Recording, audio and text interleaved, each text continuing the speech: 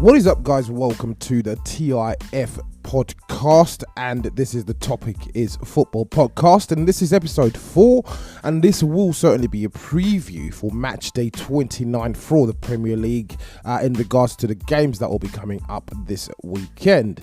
So we start off with a big match within the Premier League itself, and this is part of the Champions League fight between Tottenham Hotspur versus Arsenal. Again, making it very clear, I'm an Arsenal fan, and of course this is a must-win game for Arsenal. So of course Arsenal played absolutely magnificently well against Bournemouth over during the midweek fixtures, I should say, and brilliant result. And it looked like Unai Emery would have been taking certain precautions. However, it does seem as if he does have a full squad, bar the absence of the likes of Hector Bellerin and Danny Welbeck, etc. But of course, Tottenham suffered quite a humbling defeat against Chelsea. Of course, on the day, Kieran Trippier scored a fantastic own goal. Brilliant own goal, and they still have the likes of Dele Alli and Eric Dyer unavailable to them. Obviously Pochettino can't select them, but of course this is certainly a must-win game. I do believe Arsenal will be going into this game as favourites. However, anything can happen in this particular game. It's always a huge derby, no matter what the situation is, in regards to the fact that if Arsenal are fighting for the title, if they are outside of the top 4, whatever the situation is, it's always a massive game. So of course Arsenal are expecting Laurent Koscielny to recover in time for the knee injury that he suffered against Bournemouth. That's one main concern. Steph Lichtsteiner returns from a back problem, while Maitland-Niles is available after a short bout of illness. So of course during the Chelsea game we had the whole Harry Kane fiasco, him trying to headbutt someone, that was Azpilicueta to be precise. However, no further action was taken by the FA. Of course he's the England captain. I can't see the FA taking any further action on this particular player in regards to this whole situation, but of course you'd have expected him to be punished or reprimanded in some sort of way. We are also waiting for the Mauricio Pochettino situation to be resolved. I do understand that the FA are looking into it in regards to him squaring up to Mike Dean. So of course Arsenal haven't won away at Tottenham since 2014, so this will be a crucial fixture, trying to set some records straight. But of course I'm expecting Arsenal to go in as favourites. It will be a very tight, narrow game, so I do believe the score could potentially end up as 2-1. So let's look at the next fixture within the Premier League. Of course, these are all now 3 o'clock kickoffs. You've got Bournemouth at Manchester City. So of course, as mentioned, Arsenal thumped Bournemouth 5-1.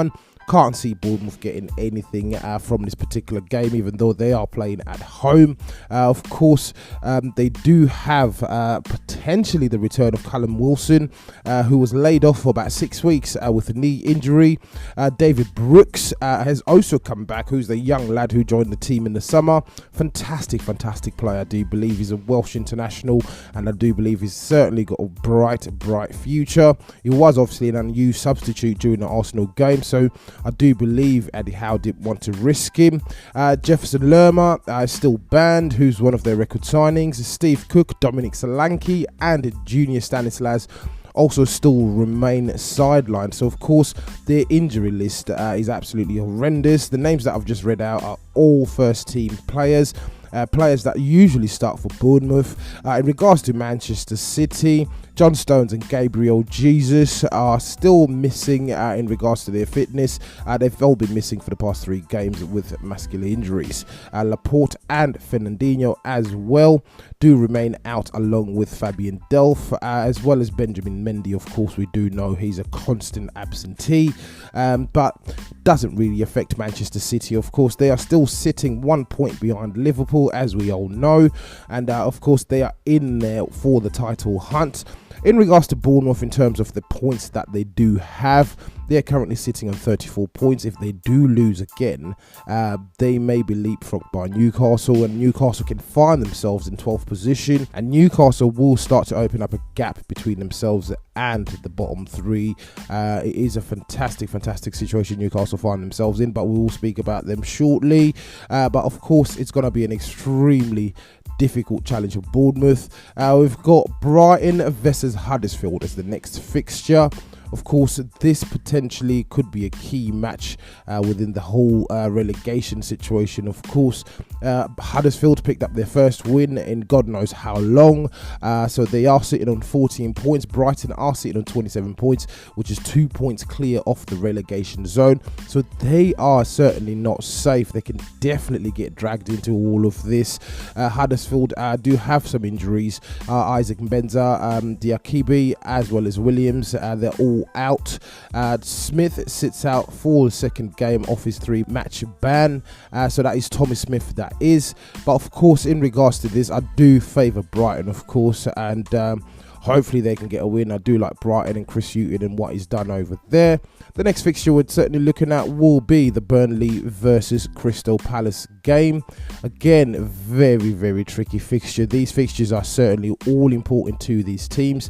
Crystal Palace are sitting in 14th position with 30 points, equal amount of points as Burnley. So they want to obviously create a gulf between themselves and the teams below them. That 30 points really is not safe. With 10 games to go, they're sitting 5 points above the relegation zone. Obviously, right back Aaron Wan-Bissaka is available after 3 games out with a hamstring injury. So Wan-Bissaka is an absolutely fantastic talent that Crystal Palace have unearthed from their academy. And I did look into him recently, and he's basically started off his career as a winger, and he's ended up moving down the pack to being a right back. But of course, on this particular occasion, I will potentially call draw. Burnley, of course, haven't had the greatest results recently, even though that good run of matches they actually had came to an abrupt end at Newcastle. I do believe they can also score a couple of goals here and there, and I can call a draw on this particular match. So let's just take a quick ad break, and we'll certainly be back soon.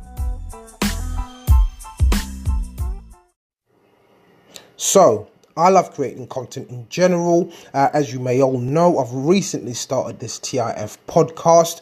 Have you ever thought about starting your own podcast? When I was trying to get this podcast off the ground, I had a lot of questions.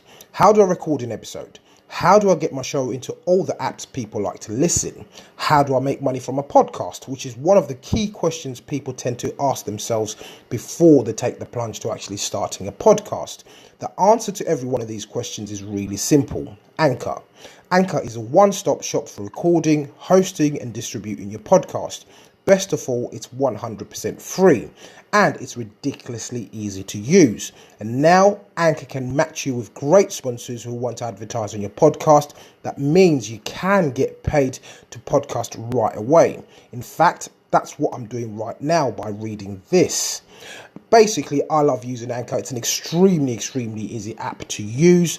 First of all you need to do is just download the app either on iOS or Android. I personally use it on Android. Register, which takes literally less than 1 minute. Once you've registered, you are ready to go.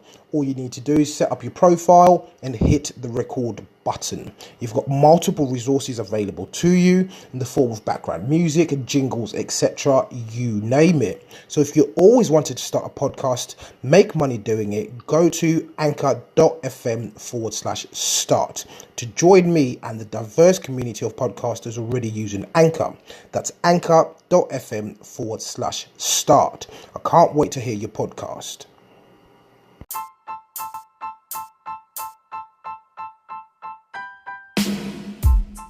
Welcome back to the TIF podcast, and this is episode 4, match day 29 in the Premier League, and this is the preview. This is your host, TC. So we were just going through the fixtures before we took that little short break. So the next fixture really will be Manchester United v Southampton. Southampton have picked up a result recently.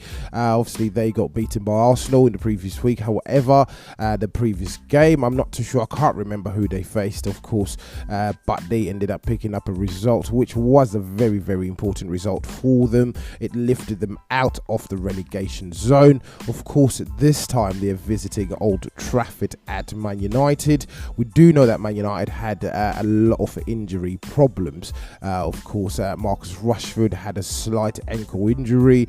Anthony Martial has been out with a groin injury. Southampton also had some injury problems with Danny Ings, who's obviously missed 4 consecutive games with a hamstring problem. Michael Obafemi, who's one of the academy graduates from the illustrious Southampton Academy, will be ruled out for the rest of the season after he picked up an injury during the Arsenal game itself. Mario Lemina, of course, as well remains sidelined. So, of course, as we know, as mentioned, Man United had a few injury problems. They are currently sitting in 5th position. Chances are that they will obtain a result from this particular game. On paper, really, they should be going away as winners from this particular game. They are sitting in 5th and essentially a point behind Arsenal. So if they win and Arsenal don't get the result that they need at Tottenham, that will put Man United 2 points ahead of Arsenal in that 4th place race for that Champions League spot. However, if Arsenal wins and Man United win, that really drags Tottenham back into all of this scrap for that 4th position. So essentially 4 teams really will be fighting for 3rd and 4th, and 2 of those teams will definitely be missing out on those 2 positions. I'm not going to include Man City and Liverpool. They are in a race of their own. So the next fixture that we will be talking about will be Wolves Cardiff. Wolves didn't get a great result during the week. They lost to Huddersfield, I do believe, and that was the 1-0 defeat that they suffered. Of course, Neil Warnock, fantastic. I like him as a character, and I'll hope that they do stay up. Of course, Cardiff does deserve to stay up in the Premier League, in my opinion, after all that's taken place with their striker, etc. And that story is really still ongoing at the moment, so hopefully that can get done and dusted. However, they're sitting in 18th position. Done really, really well. Of course, they are 2 points as well out of the safety zone, so hopefully they can certainly pick up a result. Wolves, another favourite of mine, they're sitting in 7th position with 40 points, just above Watford by goal difference, of course, so they can basically cement that 7th position with the win, and I can't see Wolverhampton dropping any points on this particular occasion, so I would certainly go for Wolves as the winners of this match.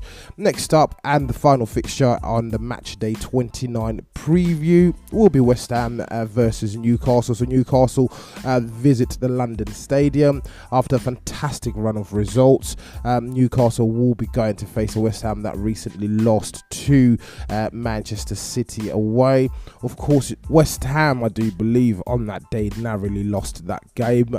They should have got something out of that game, in my own opinion. They're sitting in 10th. Newcastle, as mentioned earlier, they're sitting in 13th position. So out of the 2 teams, Newcastle are certainly the former team. West Ham has only won 1 in the last 5, whereas Newcastle have won 3 out of their last 5, and it will certainly be an exciting battle to watch. Of course, it will be seen if Andy Carroll will start. Of course, he is a Geordie, and I'm not too sure if Manuel Pellegrini will start him, but it will be an extremely exciting game to watch, I do believe, and it will be one of the better games to watch over the weekend. I'm certainly sure of that.